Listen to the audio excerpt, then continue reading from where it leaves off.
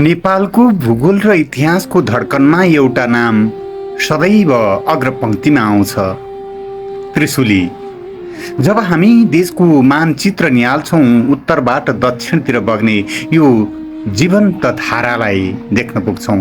त्रिशुली केवल नदी होइन, यो नेपाली माटोको गौरव गाथा हो, जसको प्रत्येक छालमा हाम्रो संस्कृति र समृद्धिको गाथा गुन्जिरहेको हुन्छ। त्रिशुलीको यात्राको सुरुवात निकै रहस्यमय छ। तिब्बतको उच्च भेगबाट बग्ने दुई नदी किरोङ र लेन्दे खोलाहरू जब गोसाइँकुण्डको मुहानबाट उत्पत्ति भएर बग्ने त्रिशुलीमा आएर मिल्छन्, तब त्रिशुलीको धारले बेजोडको धारा निर्माण गर्छ। पौराणिक मान्यता अनुसार भगवान शिवले आफ्नो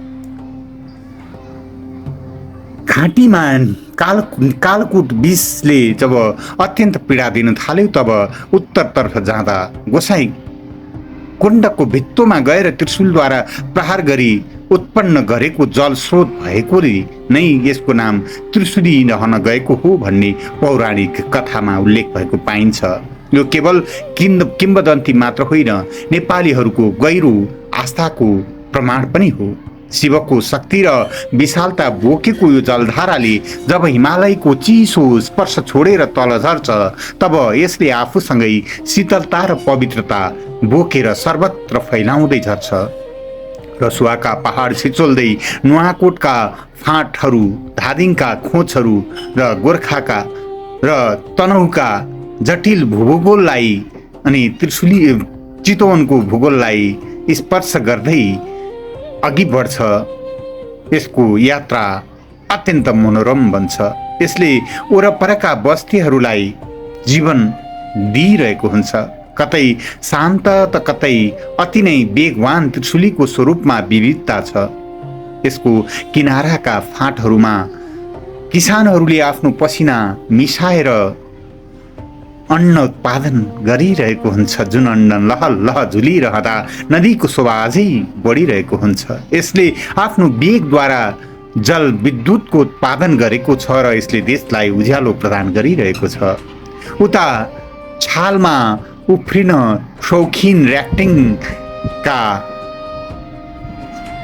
अनुभव बटुल्न खोज्ने मान्छेहरूको लागि यो एउटा साहसिक गन्तव्य पनि छ।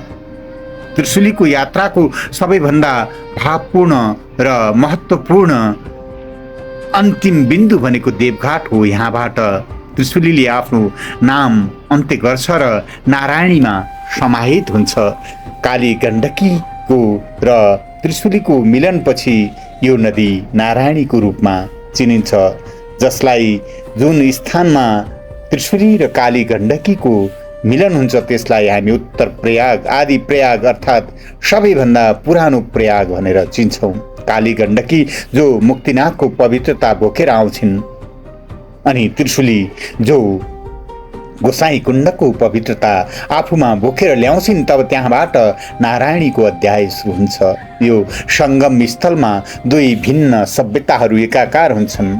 नारायणको मुक्तिनाथबाट नारायणको स्पर्श अनि गोसाइँकुण्डबाट भगवान शिवको स्पर्श बोकेर आउने यो पवित्र धाममा मानिसहरू आफ्ना सारा क्लेश पखाल्न आइपुग्छन्। यहाँ सुनिने नदीको कल कल ध्वनिले हामीलाई सधैँ स्मरण गराउँछ कि जीवन निरन्तर बगिरहनुको एउटा पर्याय हो।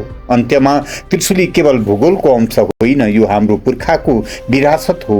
जलवायु परिवर्तनको यस युगमा नदीहरूको अस्तित्वमाथि थपिएको चुनौतीलाई हामीले गम्भीरतापूर्वक लिनुपर्छ। त्रिशुलीलाई निर्मल र अविरल राख्नुपर्छ। हामी सबैले यो नदीको संरक्षणमा ध्यान दिनु सबैको दायित्व हो। यसले युगौँदेखि हामीलाई सिकाउँदै आएको छ, जतिसुकै ठुला चट्टान र पहाड आए पनि आफ्नो गन्तव्यतर्फ शान्त र दृढ भएर बग्नु नै सफलता हो। आउनुहोस् हामी त्रिशुलीको यो पवित्र प्रवाहको रक्षा गर्ने सङ्कल्प गरौँ, ताकि आउने पुस्ताले पनि यसको सौन्दर्य र जीवनदायी शक्तिलाई निरन्तर अनुभव गर्न पाउन्। हस्त, धन्यवाद।